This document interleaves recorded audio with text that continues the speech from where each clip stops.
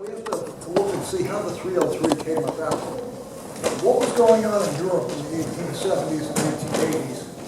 You had the Franco-Prussian War. You had a lot of, different countries trying to colonize different places. And of course, the British had, the sun never sets on the British Empire. And they had colonies all over. And at the time, in the 1870s, they had the Martini-Enfield rifle, single shot, 5.77 .450 rifle. This was their mainstay. 20 years ago. Started using that in 1872, right up through. And lo and behold, something happened in the 1880s. Some guy in Paris, working for the French government, invented something called smokeless powder. Tremendous problems with teeth. And the French came out with the 1886 Lebel, 8mm Lebel, and all of a sudden, to change the whole picture of everything. No, you can't hear me yell.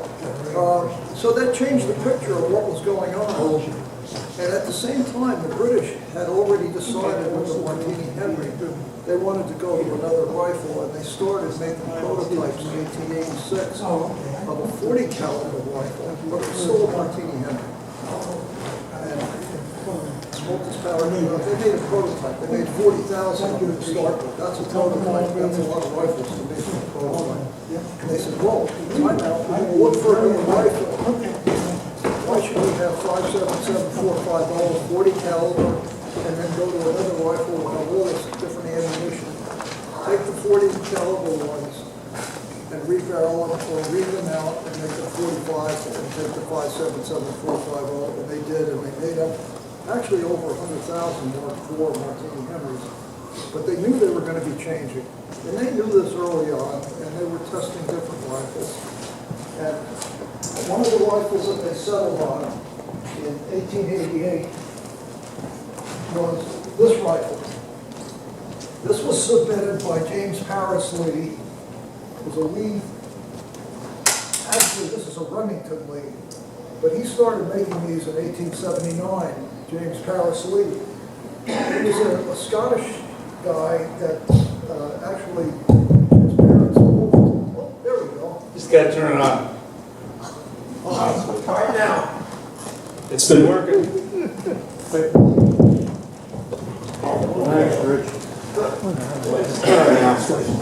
Yeah, I did turn the on switch on. But he was a Scottish, he was born in Scotland, but at the age of 5, his parents immigrated to Canada. And he was in Canada, and then they came down to this country, and he was a watchmaker, tinkerer, gunsmith. He did a lot of different things. But he came up with a couple of different inventions, and one of them was a Lee version, which was made at Springfield Arsenal in 1884. They made 143 and they ran out of money. They had appropriated 10,000. That was the end of it. And it was never very well accepted. It looked like a Martini action. You pushed the hammer forward, it dropped down, pulled it back. After you put the cartridge in, and you had cock, it came up, pulled it to full cock and fired. And it was never really that popular. I had one in my collection for years. I sold it a few years ago. But he came up with this bolt-action rifle, but he didn't have any place to manufacture it. So in 1879, he went to Sharps, and they made them for him. So the first ones were made by Sharps, and they're not marked Remington, first through 400. And then he made, actually the Navy bought some of these. So there's a model 1879, there's a model 1882, and there's a later model 1885. Now what was the advantage of this rifle? Number one, it was bolt action. This is a 4570 that was purchased by the government. It's US marked. Nice rifle. Why didn't we adopt it? Well, the Navy did buy a bunch of it. Takes a 5-round box magazine that's detachable, a feature that most rifles did not have. So this was made by Sharps originally, for Lee, and then Sharps folded up in 1881. So what did he do? Goes to Remington. And Remington started making these, and they were called the Remington Lee. If you look at this one on it's marked the Lee Rifle Company, blah, blah, blah. made by Remington, sole manufacturer and distributor on the other side. It's US bound for the serial number. And if you look at the information here on James Paris Lee, you look at the cutaway of this rifle, it's the exact same mechanism as the Lee Enfield. Okay? So the British now test a bunch of rifles. They actually tested a Martini-Henry that had a side magazine on it. It's the biggest Rube Goldberg I've ever seen. You pulled the lever, it dropped down, it ejected the shell, it rolled another shell in, so you had to be perfectly vertical, and it loaded and fired. And it was a rifle. I almost had one a few years ago at Baltimore, but it wound up going back to England. The guy had promised it to me for a long time, and handling it, I said, I wouldn't want to shoot this gun. I wouldn't want to have it in a combat situation either, because it would be prone for dust and dirt and everything else. So the British decide, through all their testing, that they like the Lee action. They really like the Lee action. But they don't like it. The Remington submitted it in 43 Spanish to them with cartridges for them to test. And they tested all these different rifles, and it's interesting to read the test results. Unsuitable for combat, service, like the lever action 1873 Winchester. They're afraid the magazine would get dented and wouldn't feed. So there's a lot of them that were too complex. The average soldier could not take it apart and put it together. No good. So they did settle on the Lee action. And then they decided we need a barrel for it. And a developer in England named Metford had Metford rifling. And it was sort of I was going to say Lancaster overboard, but not. It was grooved rifling, but rounded grooves. So they adopted the Lee-Metford. And this would have been a Lee-Metford, but the problem was they needed a cartridge for it. And they came out with a 303 cartridge, but it was a black powder cartridge.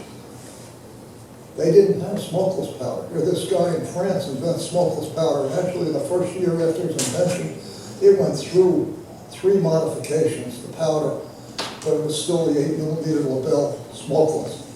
They wanted smokeless powder, but they didn't have it when they brought the rifle out.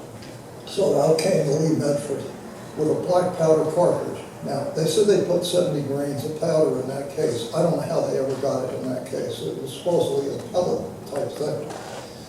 And it shot pretty well in the Medford. But a year and a half later, they developed their own smokeless powder, cordite.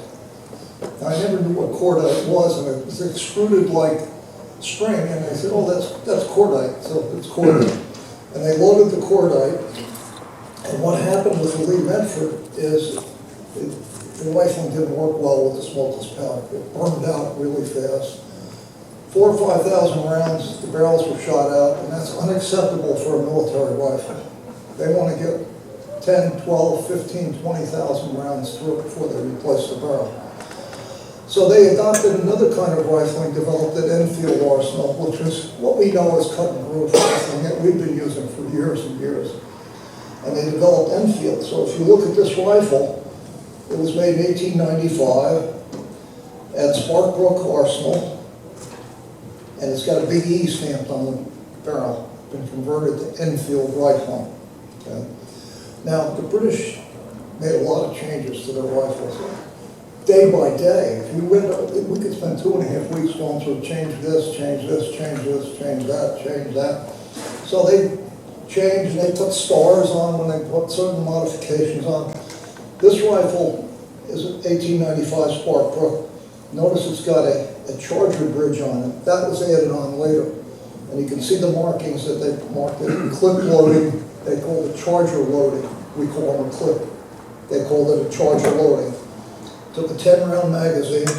They staggered it a little bit, so instead of 5, they had 10 rounds. And this was a very acceptable rifle. It did very well for them. They used it in the Boer War.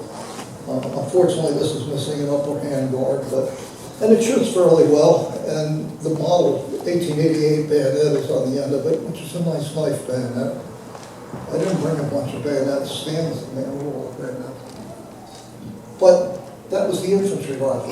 So you need something for cavalry, and you need something for artillery. So what do? You make a carbine. This only has a 5-round magazine. And actually this was made from the British were very famous for making guns from other guns. The US, you want a carbine, we make you a new carbine. We don't go back and modify rifles into carbines. We didn't manufacture. Okay, so this was made up, it's got a Lee-Metford button stock on it. I hadn't seen one of these in a long time, I just recently got it. This is a Lee Enfield carbine, it's marked LEC, and it was made in 1898 by Enfield.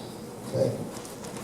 And the reason I wanted it, the disc down here was marked RIC, Royal Irish Constabulary. Both my parents were born in Ireland, and I decided I needed that carbine. It's dated 1904, so it was issued to the RIC. All of Ireland was part of Britain until 1922.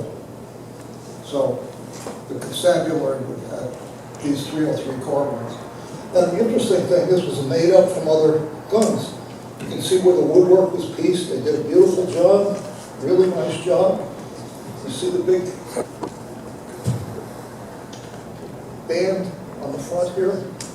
The barrel was so thin, they couldn't use the regular bayonet, so I stuck this band on, and it will take the regular bayonet. So you have to have a carbine. And there's another carbine over here that came out of Harry Newell's collection. And this is also made by Enfield in 1901, but they only made 1,000 of these carbines for New Zealand. So this is pretty big carbine. And I stumbled on it, or stand with Harry's collection. I didn't know what it was. It was just a carbine, marked NZ, and when I started doing some studying about it, it's one of 1,000 that they made. So now, what happens? You got rifles, you got carbines. 303, okay? Now what are we going to do? 1903, the U.S. comes out with the 1903 Springfield. Instead of having a Krag carbine and a Krag rifle, we have one rifle that will suit everybody. Okay? So, the British do the same thing. They come out with a short model Lee Enfield. Take the long one, shrink it down, take the carbine, make it a little longer. Now we have one rifle that everybody can use. And this is a BSA dated 1906 Spark book. Now, talking about Spark book, Spark book was one of the arsenals. They had Enfield, Spark book, BSA made stuff, and LSA, London Small Arms. BSA was Birmingham Small Arms. But Spark book was a federal, a government arsenal, but then they sold it to BSA in 1906. So then it became a private arsenal. You would see stuff like BSA, Spark book, and then just BSA. So it went back and forth. The British were very big on what they referred to as a federal scheme, where they would have one arsenal might manufacture a bunch of barrels and give it to another arsenal to use. If somebody was short of certain sorts, they would switch them back and forth. What did we do? We had Springfield Arsenal. That was it. But they had several arsenals. So, this is a Mark I, made in 1906. You can see the rear sight on it. It's a pretty complex sight. They did away with that later on. They also had a cutoff, which I haven't talked about, where you cut the magazine off and keep it in reserve.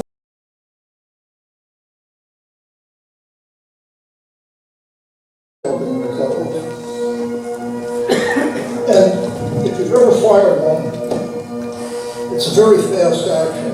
When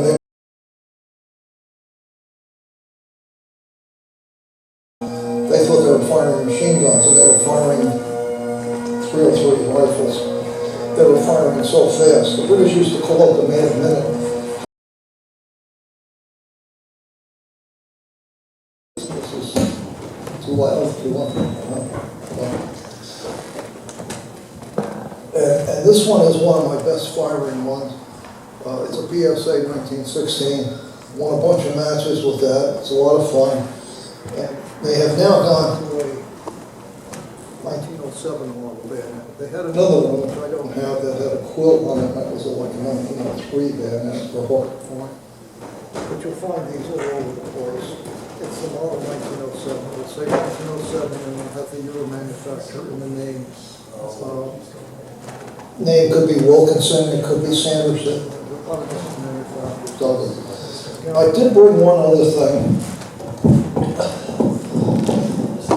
This is a Martini-Henry Carbine. And it was made in 1884, and it was originally made by BSAM, and it was 577450. Well, the British would take the Martini-Henrys, and they would make them 303s. You see the other side is marked. HRB, Henry Rifle Barrel Company, no relation to the Henry of the United States. 1897 ME, Martini-Enfield 303 AC-1 carbine. So they converted it to 303. And they would give the converted guns to the colonies, to the colonials. A lot of these went to India. And the British never wanted the colonial troops to be as armed originally as well as they were. They were still thinking about the 1857 Sepoy Rebellion. Said, look, if we give them the second line guns, and we have the nice bolt actions, we'll give them some of these and they'll feel good because it'll take the same cartridge. This is a very excellent shooter, by the way. So that brings us up to World War I. And you had a lot of these manufactured for World War I by BSA, by Enfield, by LSA. And I found one a few years ago. For some reason, the short Lee Enfields have seemed to multiply. And I don't know where they all came from, but I wind up with them. And I found one. They're usually marked GR, George's Rex, the Crown, and the Arsenal, and the date. I found one with no Arsenal marking. I said, who made this up? Was this a fake one? Was it made in India? Was it made somewhere else? And I found out for 2 years, 1917, 1918, there was a company in England called Standard Small Arms, and they made short Lee Enfield rifles, short Lee Enfield. They didn't stamp it on the side there. They stamped a little SSA on the back of the receiver. And sure enough, there was an SSA on it. I said, this is sort of a hard one to find, so I think I'll hold on to it. But they only lasted 2 years, and they got bought out by the C or something like that, and they only lasted 2 years. So there are not many of those around. But I'll drop off there and let somebody take it over for the later time. Another thing,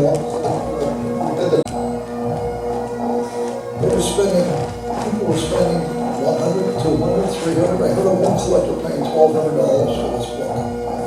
So what happens is Standerton comes out for $40 with a revised edition with everything added. It's not the market out of the original edition. But it's a great book, and it tells you an awful lot of information. Like the one rifle here on top of the barrel, it's marked EY. And I said, well, Enfield means Enfield rifle. What's EY? So when I went through it completely, the book says for emergency use only. It turns out the rifle is satisfactory for shooting, but just keep it in reserve and use it for emergency use if you have to use it. And you find all these different marks. And he gave a pretty good description on the Saturday night out there of what's different between inspector's marks and proof marks. And this tells you all the different ones, and all the different arsenals and all the different information.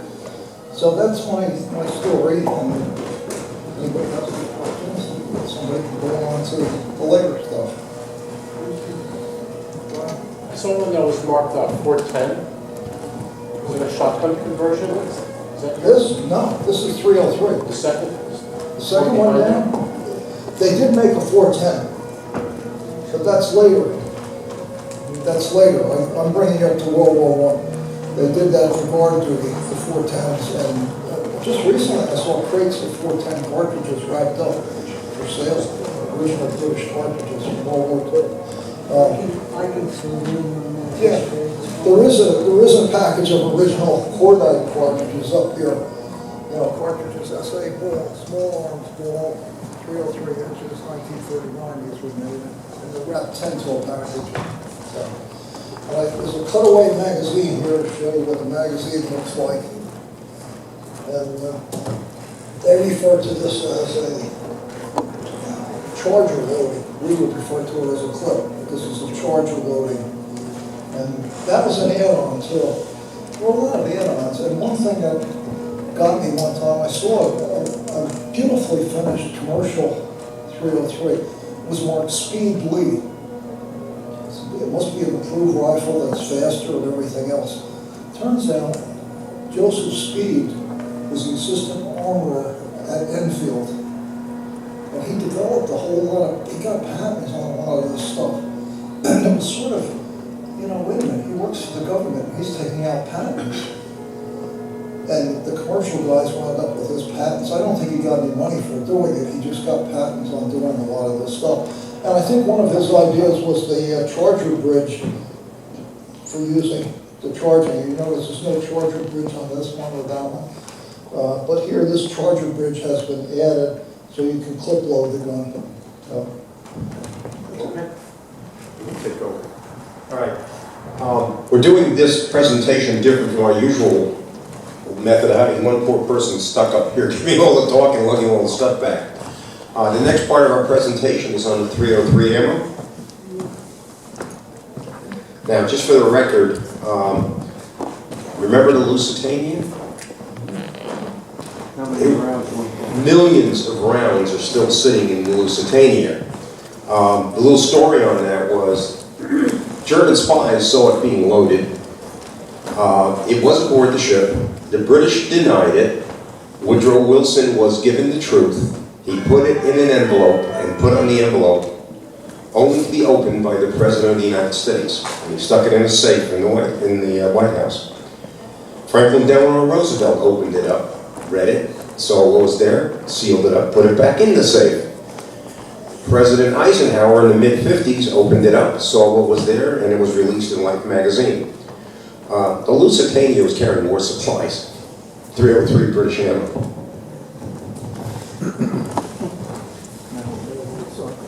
Yeah. When the British were getting away from the Martini-Henry, they developed the .40 caliber cartridge. They saw how effective the Turkish .40 caliber cartridge was, and that's what induced them to go to the .40 caliber.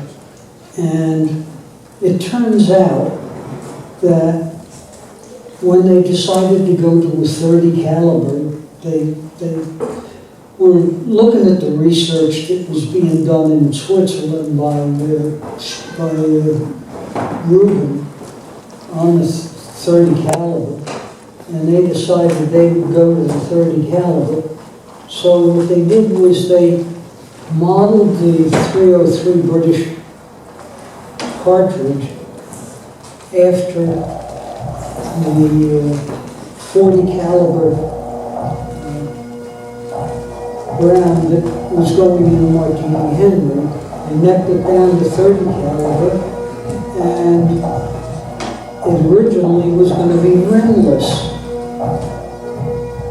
But the Brits wouldn't have anything but a rimmed cartridge, so they put a rim on it. That's how the 303 got started. They had 7 different versions of the 303 caliber through the ages.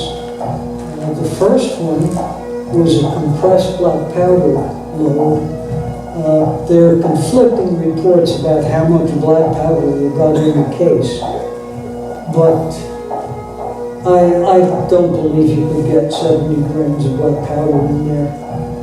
Maybe 55 or so. sounds much more realistic. I've never tried compressing black powder, I never will, but I doubt very much you get more than maybe 55 or 60 grams in a 303 case. Now, when it came time to go to cordite, they developed the powder, the cordite powder. It is a nitrocellulose powder that's gelatinized and extruded into long strips. They're almost as long as the interior of the 303 British case.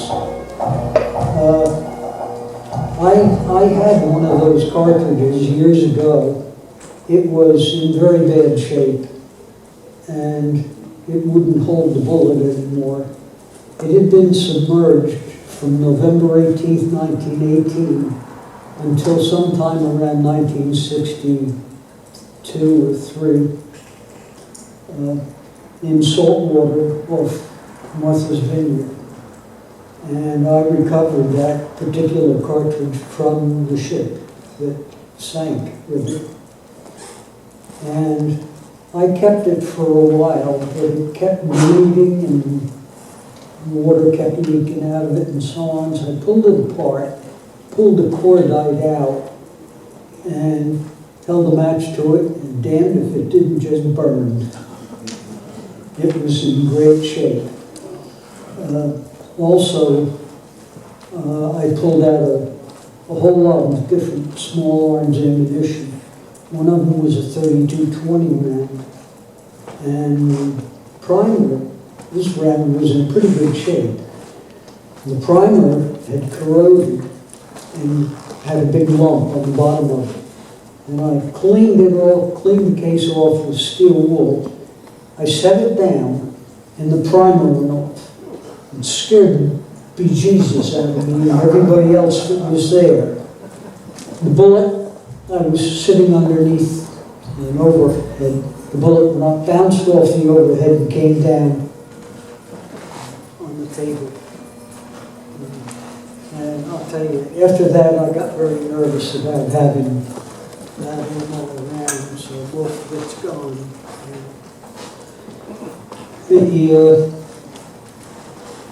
One little sidelight. One of the people who got scared was Jim Cagney, by the way. He happened to be there that day. At any rate, they went to the cordite, but it took them about a year and a half before they figured out how to load cordite into a 303 case. Until somebody figured out that instead of trying to load it into the 303 case, they took the 303 case before it was tapered and necked and put the cordite in there. Then they tapered the case and necked it. But it took a year and a half for someone to figure that out. So that's why they had black powder for 3 years. And that black powder was the Mark I 303. When they figured out to put the cordite in there, that became Mark II ammo. And then a few years later,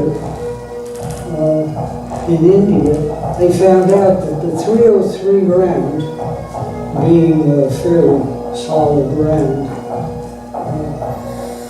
was not such a good killer as the Martini-Henry.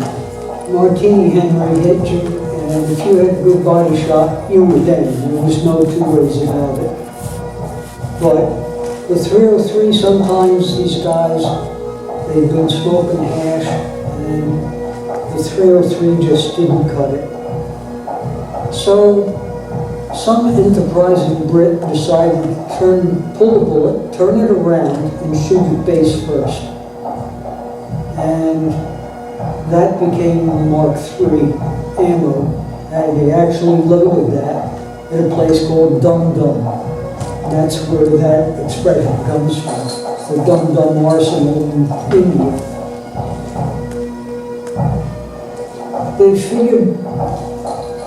they could do a better job if they used the hollow point. So they made a Dum-dum arsenal, made a hollow point, and that became the Mark IV. And then around 1905 or 1906, they got very sensitive about having a hollow point ammunition because of the work of the Geneva rules of humane warfare, whatever the hell that is. They decided that they would not make that anymore, so they went to their research and they devised a bullet that had an airspace or a wooden plug or an aluminum plug in the nose, which made it base heavy and very unstable once the bullet hit something. So now the bullet would tumble when it hit you, and that really was very effective and also legal according to the Hague Convention, the rules of war, whatever those are. And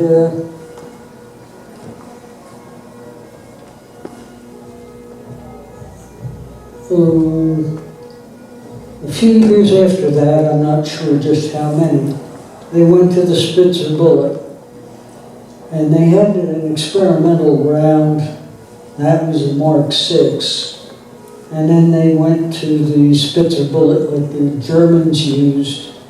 The original Spitzer bullet was 196 grains or something like that, and the Brits decided that they'd be better off with a little lighter bullet, so they went down to 174 grains, and became the Mark VII cartridge that they shot all through World War I and II, and serviced quite well. So, and the Brits, well, if you read the Enfield book that I've got on the table, it's like every 2 weeks they change something. And they change all kinds of things with the ammo without changing the mark number. So you just can never tell. And some of the changes were really totally incidental. And then they started making rifles in India and in New Zealand and so on and so forth, and it got really nuts. There's no way you can remember everything that they did, but that's pretty much the story of 303 British ammo. It was really an interesting story, and some of it's kind of funny, but they were really particular about their ammo. So, while I'm here, I brought two guns that I was pretty sure nobody would bring. One of them is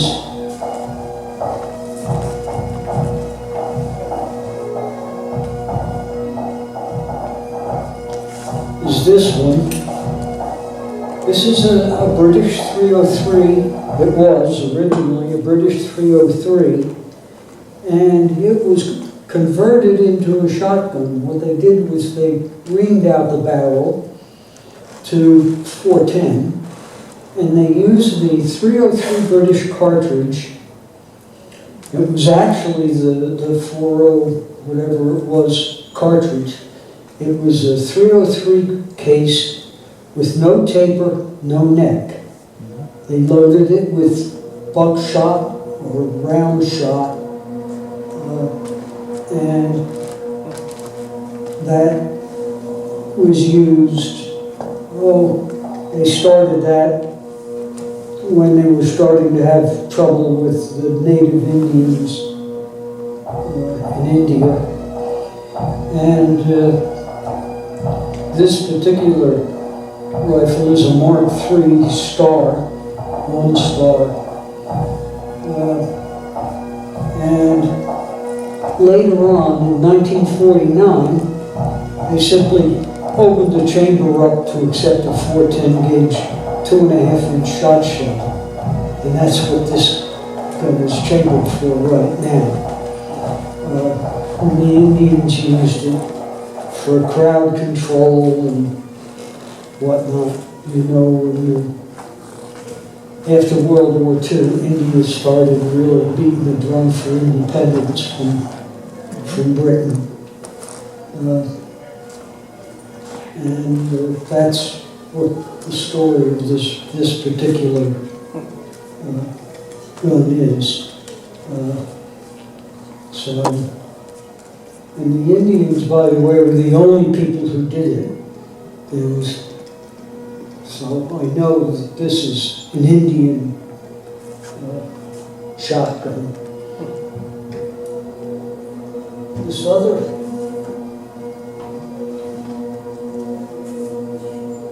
This one is a Mark I rifle. It's a Mark I star. So it has a lot of modifications on it. It has the latest rear sight on it and a lot of other things. But the one interesting feature that stayed on this gun through all of those modifications is this little doohickey right here. That little doohickey is very interesting in that, I'm going to put this down. I'm going to drop something. That little doohickey allows you to use a charger. This was the first model rifle to use a charger. After you can see this thing slides back and forth. It would be in the way when you closed it if it were in the forward position. Can't go forward. But it's got the groove in here for the charger to go in. And then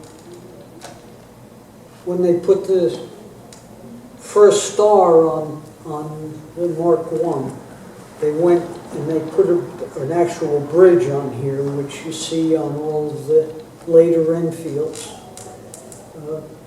I picked this up only because it had this original Mark I charger adaptation on it. But it turns out when I first bought this, the bore looked awful. When I got it home, I ran a cleaning rod through it, the bore was pristine. This rifle has not been shot very much, and it has the original Holley sights on it. There and there. And it has it takes the 1907 bayonet, which was also one of the stars on the thing. The original nose cap on these did not take the 1907 bayonet. But this is a 1907 bayonet made in 1907, that's why it's on here. And this rifle was made in 1905, by the way. And one other little side note, this is not a SMLE. This is not a short magazine Lee Enfield. That's what SMLE stands for. It is not a SMLE. The Mark IIIs were the first SMLEs. The Mark II, by the way, was a .22 caliber version of this that was used for training.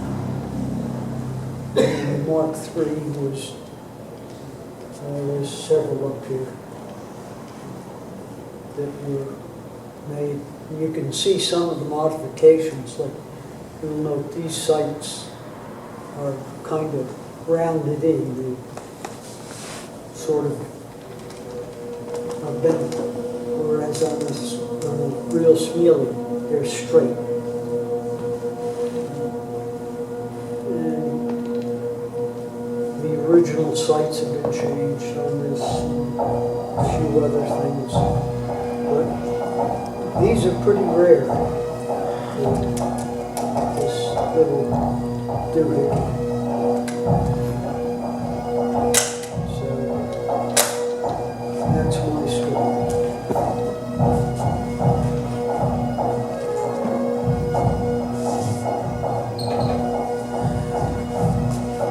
Who's next?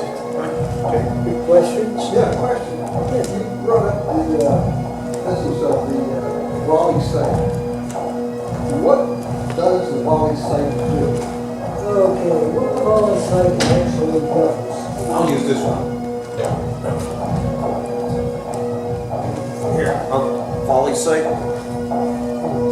Yeah. Theoretically, you line up your company, the commanding officer tells you the range, you set this up at the right range, all 200 of you then fire. Later on, the machine guns beating zone took care of that, so this was totally useless. Yeah, by 1895, the volley sights were useless, but the British kept putting them on there, and so another interesting thing is on this particular rifle, there's a slot cut right here for the cutoff, but for the original Mark I, they actually had the cutoff on here. The Mark I Star, the cutoff went away. And they decided that single shot was useless. The Mark II Star, the cutoff reappeared. And then in the Mark III, it disappeared again. Halfway through. That's why this gun is without the volley. Well, there are It's some not- Mark IIIs up there that have one and still have the cover. They are and they Yeah, they, It depends some of them It did. depends on who made it. Yeah, some did, some didn't. Yeah. You know, I don't know how this rifle got all of the updates that it got, and they didn't change the bolt head and attach a bridge to it. I don't know why. It just never happened. Like I said, these are pretty rare to have the charger the bridge not on here. The charger bridge is a far better arrangement than this thing. And like I said, I happened to see this in a gun store, and I said to the guy, the guy was asking $1,000 for it, and I said, nah. I offered 700, and the guy came back 750 and sold. So, as I said, the bore was practically mint in this one, so it's in good shape. And this bayonet is in really nice shape also. I suspect it went through repair depot at some time or other because it's in much better shape than most bayonets. All right. The next part I'll start doing with an intro, and I'm going to call on Joel to talk about the Mark III during the Second World War. During the First World War. Okay, right before the First World War, Britain was actually thinking of dropping the whole Lee Enfield line, and they wanted a Mauser, and they developed what we now call the P14, which is in 303. But as you can see, it is entirely different from all these Lee Enfields. And the problem they ran into is they even changed the caliber. I think it was .276. They developed a 7mm Mauser round. That was the P13. Then when the war was coming, they realized maybe they better stick to the one cartridge. So they decided to make what's called the P14. The thing is, they couldn't get anybody to manufacture it in Britain. They were just too busy or didn't have the wherewithal. So they went to the Canadians and tried to convince the Canadian Parliament that this was the gun of the future and it'd be really nice if Canada would produce it. Well, Canada found out it couldn't get enough machine tools. They were in America. So they went to J.P. Morgan, and J.P. Morgan, I can make a deal on anything. And he got them Remington and Winchester to make them the P14 rifles. So this was going to replace the SMLE. This was the better gun. By the time these were produced, they had produced enough SMLEs. Soldiers were happy with the SMLE. They saw no reason for this thing. So they were sent out to a couple snipers. They liked it. But it never got really frontline use. And when the war was over, they had over 1 million of these sitting around. So they tried giving them away. Nobody wanted them except for Latvia and Estonia. So they were put in war reserve, and then it became, after Dunkirk, they needed rifles. And in training places, pictures of British commandos running around with P14 strapped to their back. But the main use of this rifle was the Home Guard. This in the 1917 Enfield, which its development is, became the guns associated with the Home Guard. And so it had a short history, didn't see much combat. It's a good, highly accurate rifle designed to replace the SMLE. Didn't replace it, ended up being secondary to it.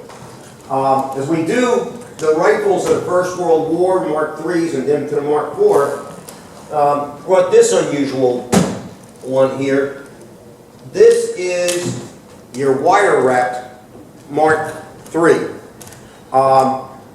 Originally, they were using grenades with a long rod. They dropped the rod down the barrel and you would launch it. And it gave them a lot of trouble, so they developed a cup discharger where you could adjust how much gas and so forth. Now, the round that it used for launching gave you 3 times the kick of a standard round. So you didn't put it to your shoulder. You had to put it on the ground, adjust how much gas you wanted, and you would launch your Mills bomb or even develop an anti-tank round later on and so forth. Most of these guns came to us from India. This one here, the front sight is from India. And they put a reinforcing bolt, and the wire wrap was because since this was not to your shoulder and would give, and was in the ground and it stayed there, it would sometimes shatter the wood. And you'd have splinters flying toward the person. So they wire wrapped as a precaution against that happening. And it's a neat novelty. If you have one of these and you have the cup discharger, they're a perfect fit for a tennis ball. And if you've got a blank round, you can launch tennis balls up to 100 yards. If you've got the grenade launching round and a Mills bomb, you can do nasty stuff. But tennis balls is about what you can do with this. It just makes a neat novelty. All right? Joel, can you come up here? Joel will talk about the Mark III and Mark IV and Mark V. So a lot of what we covered so far was kind of the early development of the rifle. It hasn't really reached its standardized form, I guess you would say. So going into World War I, they have this. The number 1 Mark III, which is an okay rifle. It's certainly nothing wrong with it. Not the most accurate. The bedding is kind of a mess. You can see they've moved the bridge to being a one-piece thing with the receiver. It's no longer mounted to the bolt itself. But there's a few dumb things that I personally didn't understand.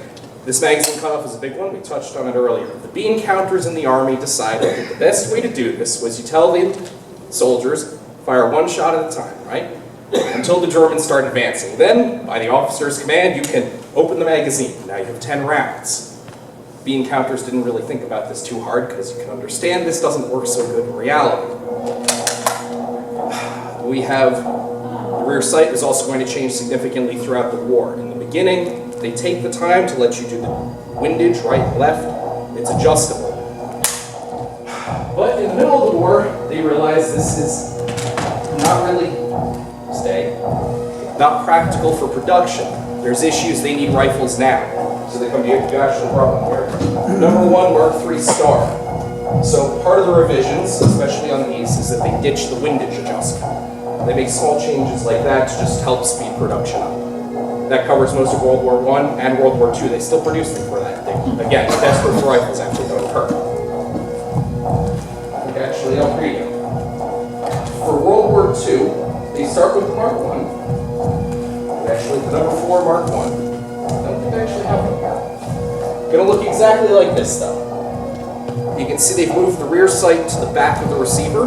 This is a big change. It's a lot faster than aiming through something on the barrel. It's just a lot sacks your face back. And they changed the front a little bit.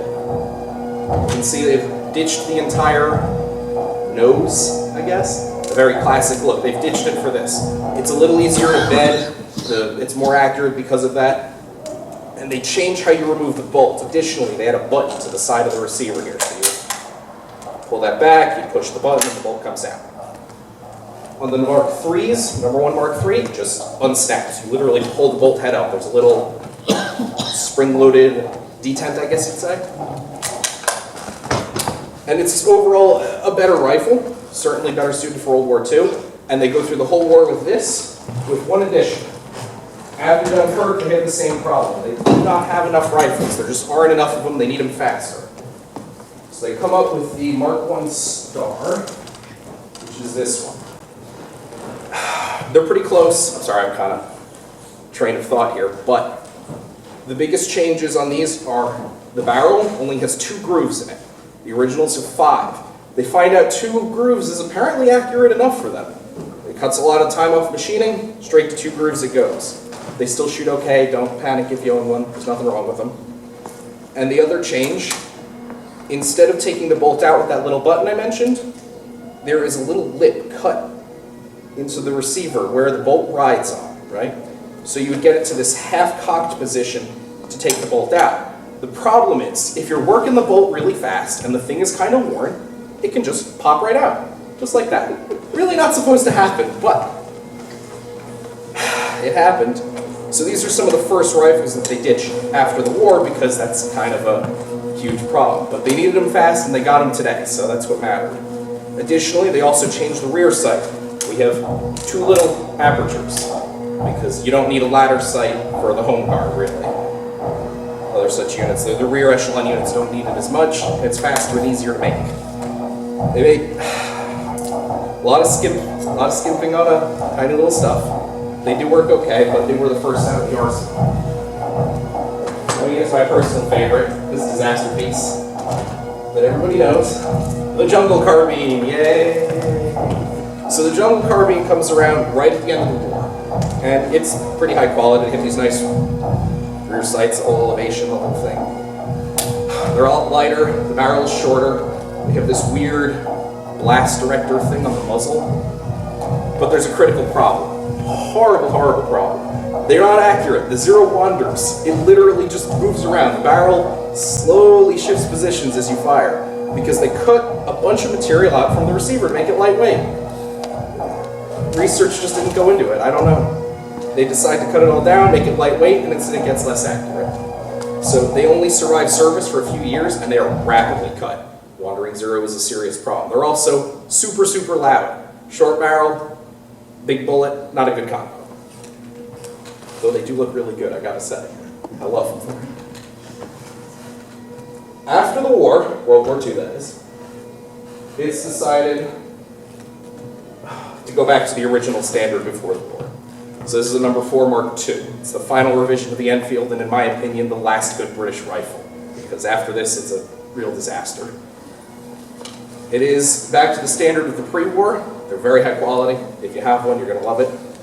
Back to the 5-groove barrel, back to the correct rear sight, back to the correct disassembly button. I shoot this one. I love it. It's fantastic. I think that covers all the serial production stuff. Any questions? Anything I can go over? Who made that rifle? That's the number 4 Mark I Star. I'm telling you it is, even though the star is not on there. Star. But there should be a star. So if there was a star on it, who made it? Anybody. They were produced all over the place. My guess, Probably the longer. misaligned serial number and what looks like an 8 or an A, my guess was BSA. It could be, but Could be everything. it's kind Could of, be anything. I got one more thing to rant at you all about. So there's a lot of misconceptions surrounding who manufactured what, especially when it comes to the Indian ones. A lot of talk is that the Indian ones are poorly made, that they're going to blow up or whatever. They're not. They're fantastic. The Indian manufacturing facility had a huge problem. They couldn't get enough skilled workers, so they got machines to do it. And the machines were very precise, it turns out. In the end, India goes on to continue making them in .308 after, around NATO, getting to NATO, because they need a .308 rifle. They build them in .308. You can spot them based on a squared magazine, and they also have this squared front sight. They're all made well. They're great, they're fantastic. Questions, concerns? Yeah. The wire wrap on that, the Indians also used a sheet metal wrap. Yep. I have one at home, has the sheet metal wrap on it. The sheet metal wrap actually makes it easier to take the gun apart. Yeah. If you've got that, you've got to unsolder the wire, unroll it, get into the inside, re-wrap it, re-solder it. Yeah. The wire wrap, the sheet metal wrap is just the screws, you Yeah. unscrew and the thing slides off. We've got some questions. John? No, one Comments? thing I didn't mention, the British liked target shooting, and they had service rifle matches. And as early as the 1890s, Parker Hale developed rear sights that would bolt on the side of the rifle and turn it into a target rifle. Beautifully made sight. I've never put it on a rifle. I should do it because it turns it into a pretty good target rifle. And the other one that the British and the Australians used a lot, this sits on the Mk III on the side where the safety is. This will fit and it takes a central sight. Joe Watson and I use central sights on our long-range rifles in Canada, and they're Australian made. And this one is a 303 because there's no 7.62 marking on it. Later on you'll find them marked with 7.62 on it. But these are like quarter-minute clicks, and they're extremely accurate sights. You put it on a good BSA or a good Enfield rifle, and it just mounts on the side over here. And you've got a really good target rifle. So the British would compete. So Parker Hale built them in Central and Australia, but that's all I want to add. Joe, you might mention that the Australians got their machinery for making their rifles from Stevens. Really? I didn't even know that, okay. Well, Stevens Savage manufactured 800,000 Mark IVs during World War II under the Lend-Lease program. And you'll find them marked with a square S. Square S, and on top it says United States property, because they were loaned to the Right. British in World War II. Yeah, very important. The British number 4s have that little catch, a lot of complicated machinery so you can take the bolt out. The North American guns are the ones with the notch, Savage and Long Branch. Yeah. Now, the Savage are all marked United States property. Okay, Franklin Delano Roosevelt said, if your neighbor's house is on fire, you don't sell him the hose, you lend him the hose, and you get it back. Now, the people that were against Lend-Lease said, sending guns, tanks, airplanes is not the same. That's like giving somebody a piece of chewing gum and asking for it back. Okay? Now, theoretically, all Lend-Lease Savage guns were never to be sold. They were to be returned to the U.S. government.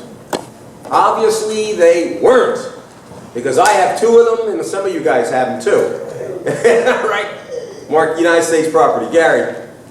One thing that's only incidental to firing the weapon is that your buttstocks on these things come in 3 different lengths. And there's a 4th one too, Ed. I didn't know that. The Bantam, I have one. I actually have one, the Bantam. It was for soldiers who were like under 5'3". They were special units created in the First World War from guys who were coal miners who wanted to join the British Army but were told they were too short. When the war got going, they said, no, you can come on in. And they created the Bantam stock for them. After the war, they were told you're too short to be in the Army.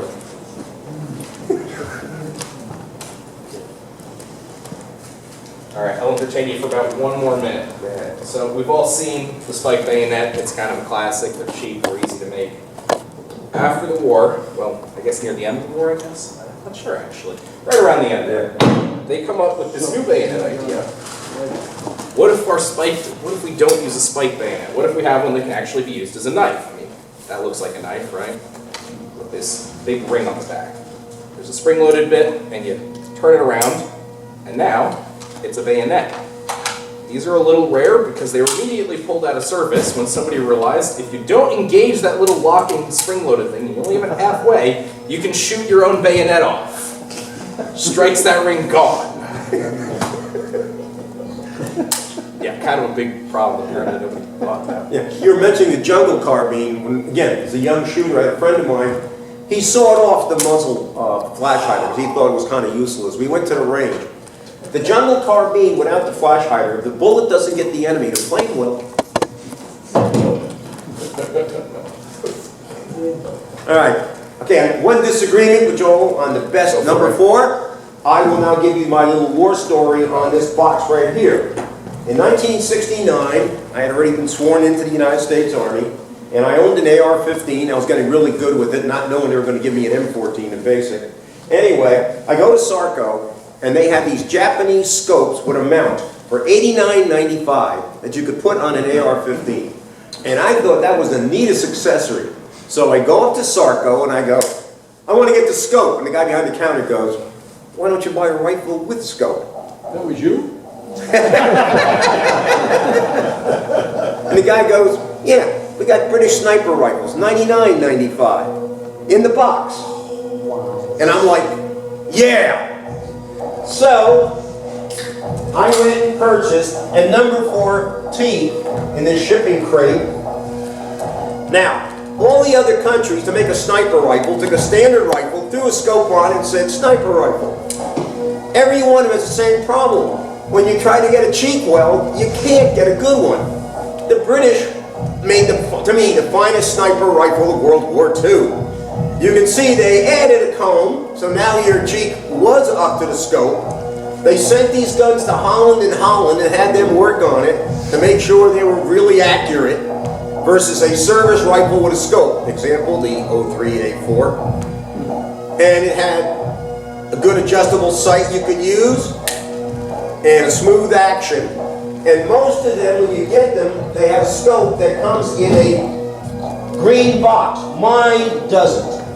That is the only thing that makes mine different. Mine comes in a Canadian carrying case, which is neat. But the problem with the scope, after 80 years, I've heard of people complaining that they use some kind of special balsam glue. And if you actually go and shoot this, sometimes your scope disassembles itself, okay? Which is not good. But the scope is in there, in this rubberized bag, and it's got instructions in there, and it tells you that it's supposed to be issued with a USA sling, the 1907, that we had on our M1s and our Springfields, all right? Ah, it's gonna fight me now.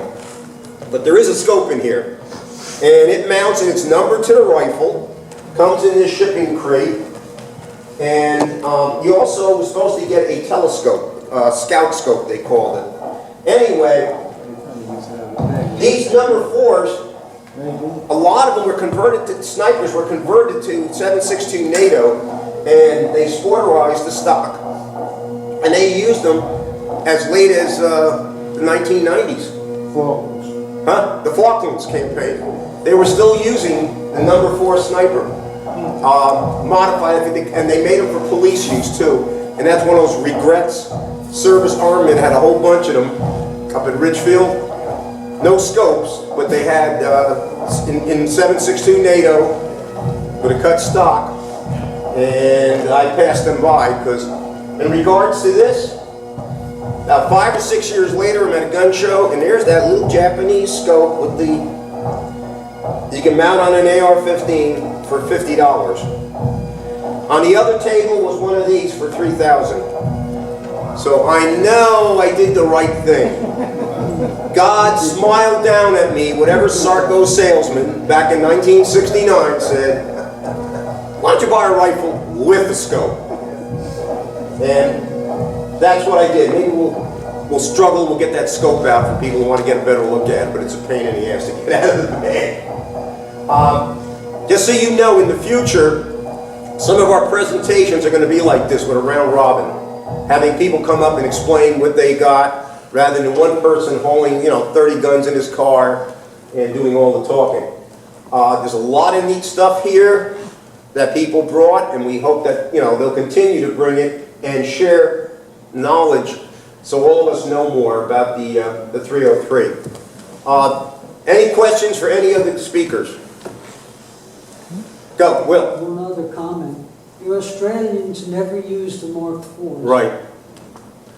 It's actually made number 3. But they kept making lit gals, and in Korea, They were still using. they were using them in Korea. Yep. The Canadians were using number 4s in Korea. New Zealanders were using Mark IIIs, and Australians were using Mark IIIs Yeah. as late as the Korean War. And And the Brits were also using our Durants, because that's fiction. yeah, oh yeah, the Greeks, the Turks, the Brits used M1s. That we offered them. Some people just felt more comfortable with a bolt-action rifle. What they felt comfortable with. Because we're going to get into this on our presentation on post-World War II battle rifles and the battle for standardization. The Western powers were standardizing on 7.62 NATO. The communist bloc was standardizing on 7.62 by 39.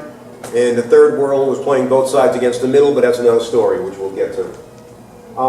Anybody else have a comment, questions for Joel, or Will, or John?